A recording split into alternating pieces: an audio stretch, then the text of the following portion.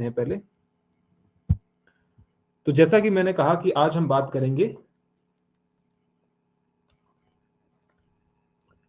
HS की mains के paper के बारे में। ये है आपका GS1, इसके बारे में बात करेंगे कि आपको ये आखिरकार सॉल्व कैसे करना है। तो 2016 से हम देखें तो जो सिलेबस चेंज हुआ है उसमें एक पैटर्न बना हुआ है। 2016 में वही आया, 17 में वही आया, 18, 19, 20, तो उस वक्त से ये ऐसा ही ट्रेंड चला आ रहा है। तो आपको जो प्रेपरेशन है वो भी उसी तरीके की करनी है, ठीक है। तो यहाँ पर मैं आपको थोड़ा सा बताता हूँ पहले कि आखिरकार आपको करना कैसे है। ध्यान से समझिएगा, मेंस की बात कर रहा हूं मैं, आंसर राइटिंग की भी आपको यहीं से पता लग जाएगा कि कैसे करना है आपको।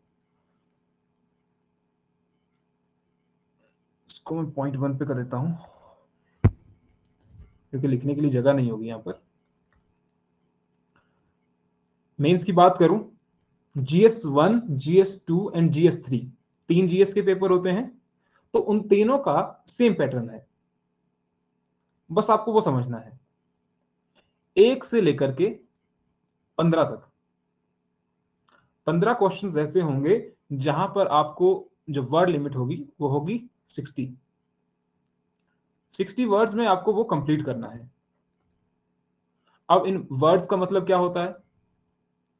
चाहिए का मतलब ये है कि is, am, are, the, there, was, were, ये शब्द नहीं है। तो ये गलती मत कीजिएगा, ये शब्द हैं। अब आपको मैं क्यों कहता हूं कि आप थोड़ा सा खुला खुला लिखिए, बड़ा बड़ा थोड़ा लिखिए। अब 60 वर्ड्स में आपको लिखना है और वो क्वेश्चन कैसे होंगे, और इसमें जो मार्क्स होंगे ये होगा आपका 4 मार्क्स का, 4 नंबर का। अब देखिए जैसे यहां पर क्वेश्चन पूछे हो कुछ 1 से लेकर 15 तक 4 नंबर के क्वेश्चन आएंगे। वर्ड लिमिट कितनी है?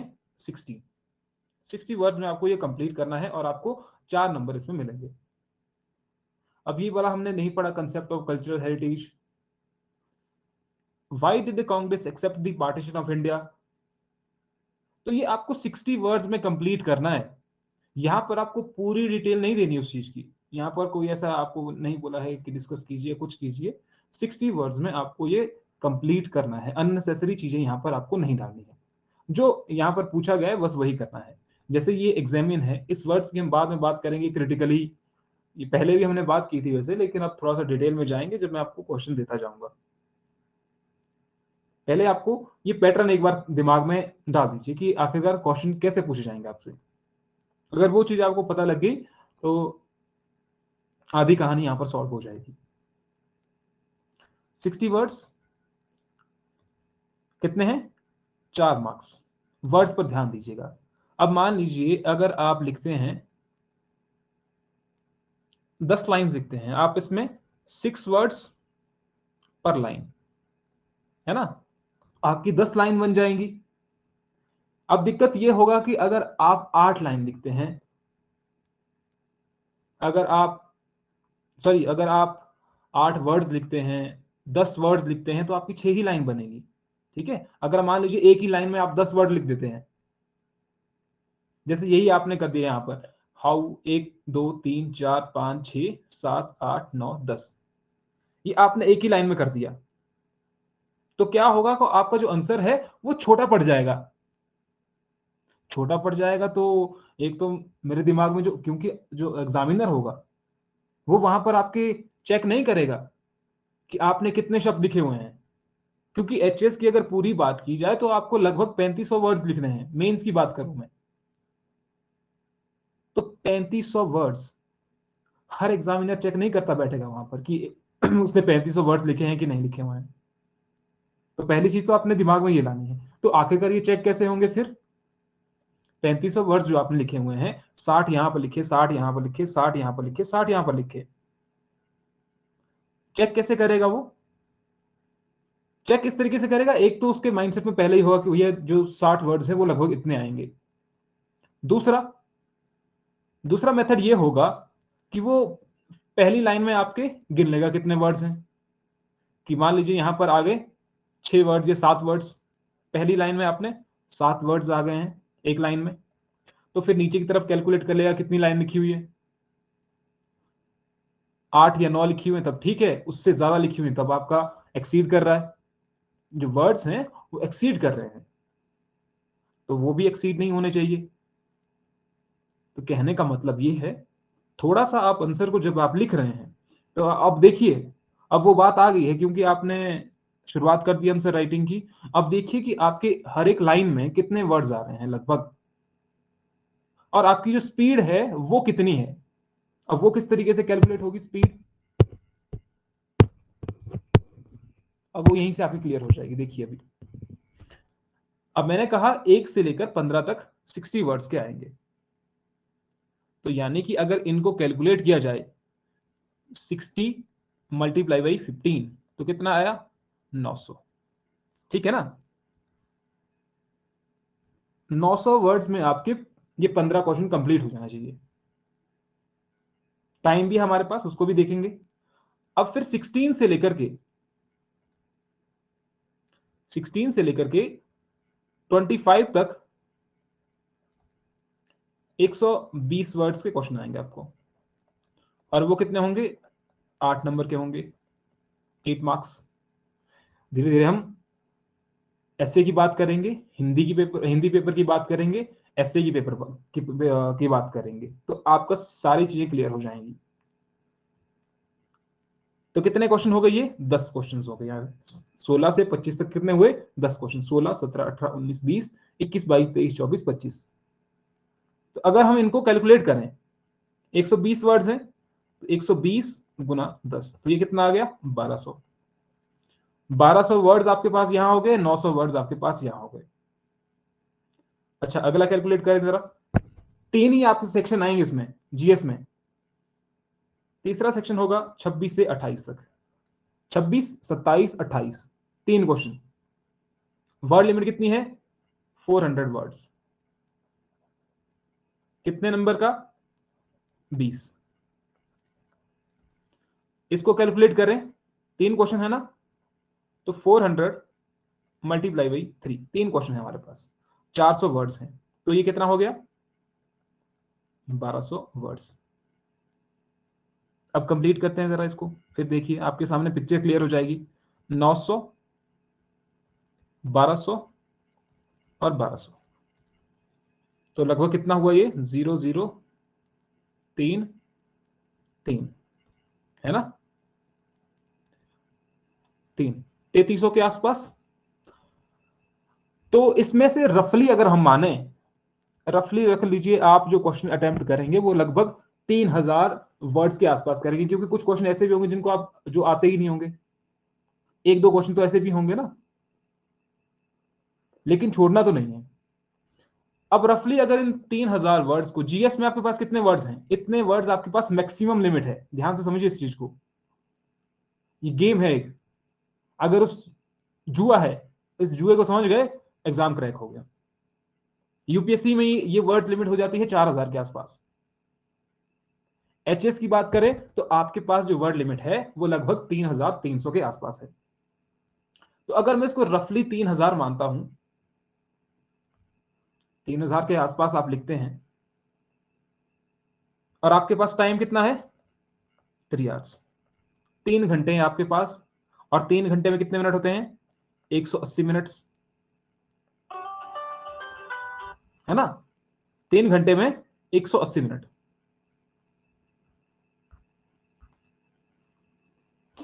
60, 60, 60। यहां तक समझ आ रहा है ना क्या बोल रहा हूं मैं आप सभी को, हम्म, जल्दी बताओ, कंफ्यूजन तो नहीं है अभी तक यहां तक, हाँ जल्दी बोलो, जल्दी बोलो। किसी को है अगर तो हाथ खड़ा करो, नहीं है, ठीक है। 3 आवर्स 180 मिनट्स। अब ऐसा तो है नहीं कि आप 180 मिनट में 3 घंटे में लिखते ही रहेंगे बस, नहीं होगा ना, कुछ तो सोचना भी पड़ेगा आपको।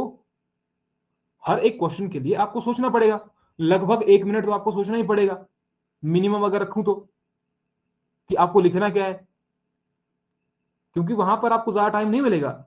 ये मत समझिए कि आपके पास 5 मिनट है सोचने के लिए, 1 मिनट सोचने के लिए आपके पास, उसके बाद लिखना है। अगर आप 2 मिनट दे रहे हैं तो आपकी स्पीड ज्यादा होनी चाहिए, अब यहाँ पर देखिए स्पीड कैसे मैटर करती है। आपको अपनी स्पीड कैलकुलेट करनी है, स्टॉप वॉच सामने रखिए, 1 मिनट में आप कितने वर्ड लिख पाते हैं, देख के नहीं, बिना देखे हुए।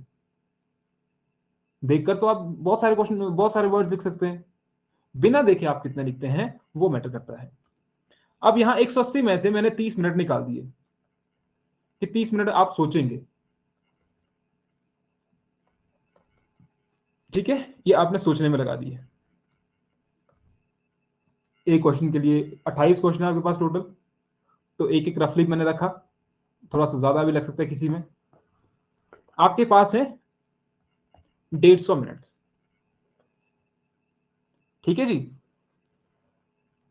तो आपकी स्पीड कितनी होनी चाहिए 150 के हिसाब से, ध्यान से देखिए इस चीज को। 150 मिनट है आपके पास, अगर इसी को हम 2 से मल्टीप्लाई किए जाए 20 से, तो यही आएगा ना, 15 दूनी 30, कितना आ गया आपके पास, 3000 वर्ड्स। 20 वर्ड्स पर मिनट के हिसाब से अगर मैं देखें कि 1 मिनट में आप एक अगर 20 शब्द लिखते हैं तो आपका 3000 वर्ड्स कंप्लीट हो जाते हैं। लेकिन आपको अपनी स्पीड कितनी रखनी है, लगभग 30 वर्ड्स पर मिनट।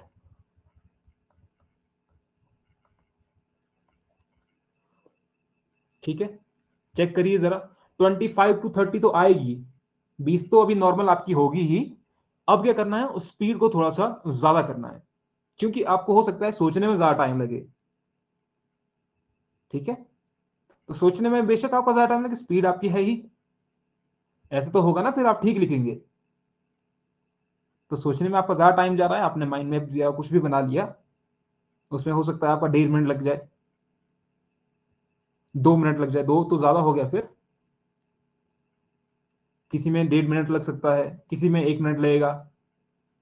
तो ये रखिए कि आपकी जो स्पीड होनी चाहिए वो लगभग इतनी होनी चाहिए। कंप्यूटर पर आप देखते हैं ना, जब आप कंप्यूटर में देखते हैं कि आपकी स्पीड कितनी है, तो उस तरीके से आप कैलकुलेट कीजिए कि आपकी स्पीड कितनी है, और एक लाइन में आप कितने लिख रहे हैं। एक चीज क्या देखनी है कि एक लाइन में आप कितने वर्ड्स लिख रहे हैं, लाइन में। दूसरा चेक क्या करना है कि 1 मिनट में आप कितने वर्ड्स लिख रहे हैं। दो चीजें आपने आज चेक करनी है, और आपने माइंड में ये बिठा रखना है कि आपके पास लगभग कितने हैं, 3000 या 3300 वर्ड्स हैं जीएस में लिखने के लिए। तो आपकी इतनी कैपेसिटी भी होनी चाहिए कि 3 घंटे में आप, 3 आवर्स में आप 3000 या 3300 वर्ड्स लिख पाए। ये भी कैपेसिटी होनी चाहिए। ऐसा नहीं है कि आप 2 क्वेश्चन के बाद थक गए या हाथ दर्द करने लग गया, अब नहीं लिखा जा रहा। वो क्यों नहीं लिखा जा रहा, क्योंकि आपने प्रैक्टिस नहीं की उतने लेवल पर। हो सकता है आपने सिर्फ दिन में दो दो क्वेश्चन की प्रैक्टिस की हो, और वहां पर लिखने पड़ रहे हैं 28 क्वेश्चन, 3300 वर्ड्स। इसकी भी पहले प्रैक्टिस होगी।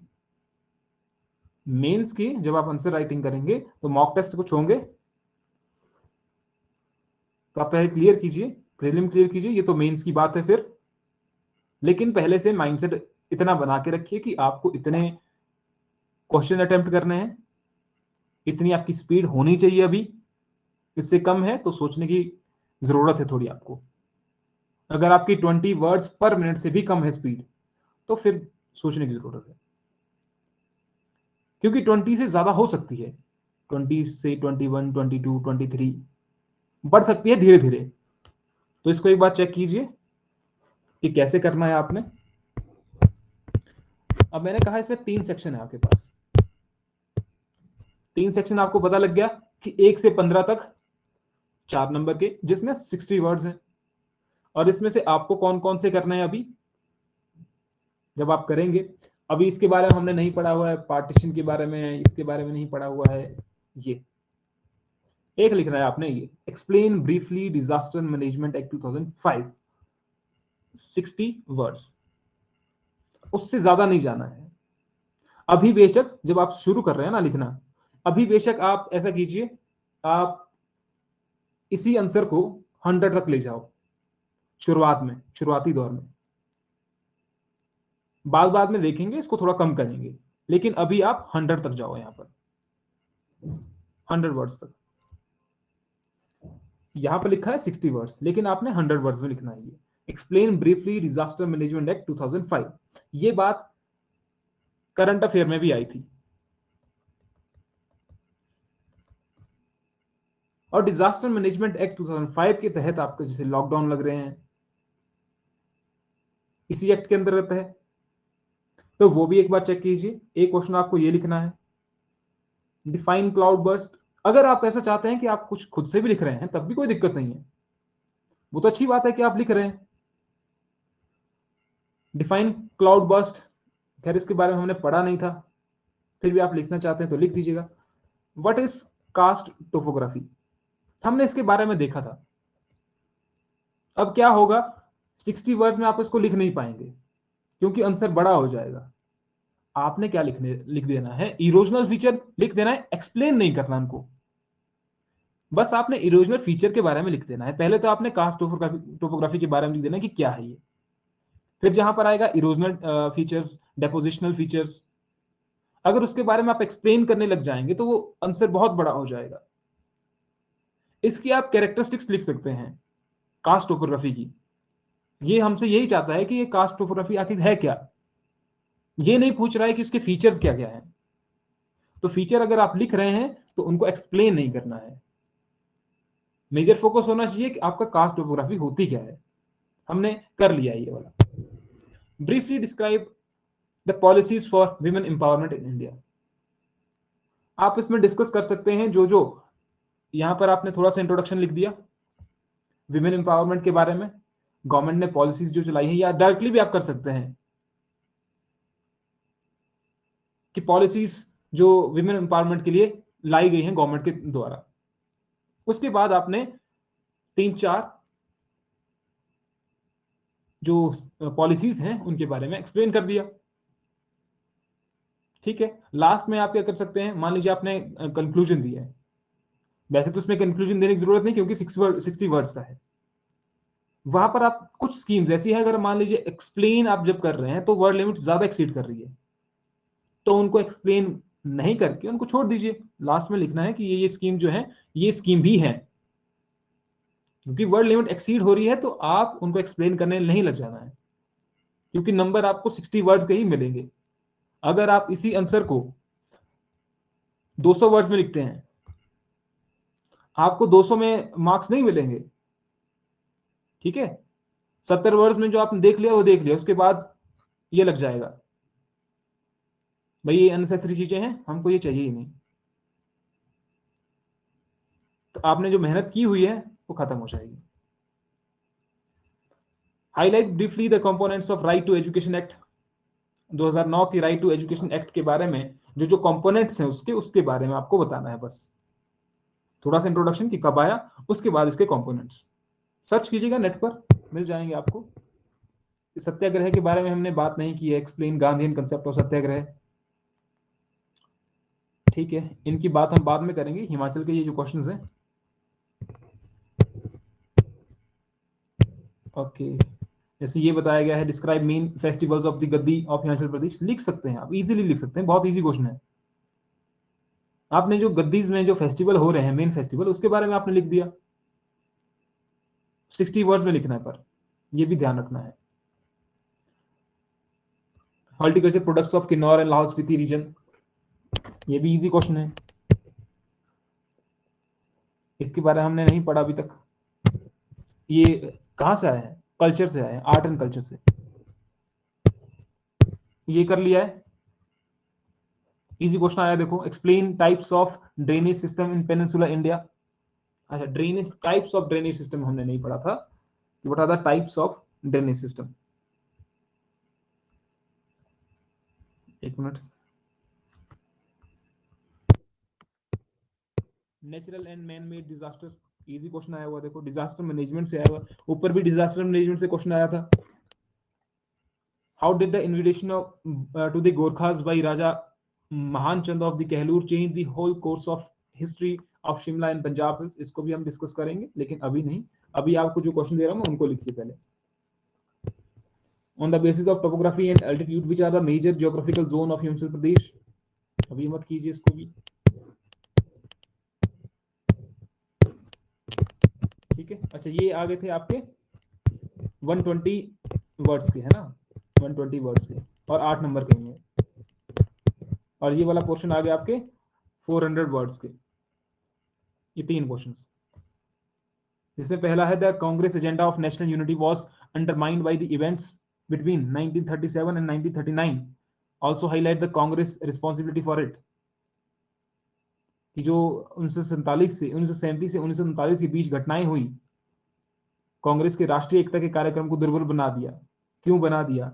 इसी दौरान क्या हो जाता है, कौन कांग्रेस छोड़ के भाग जाता है, क्विट कर देते हैं कांग्रेस को, भैया हम नहीं कांग्रेस में रहते।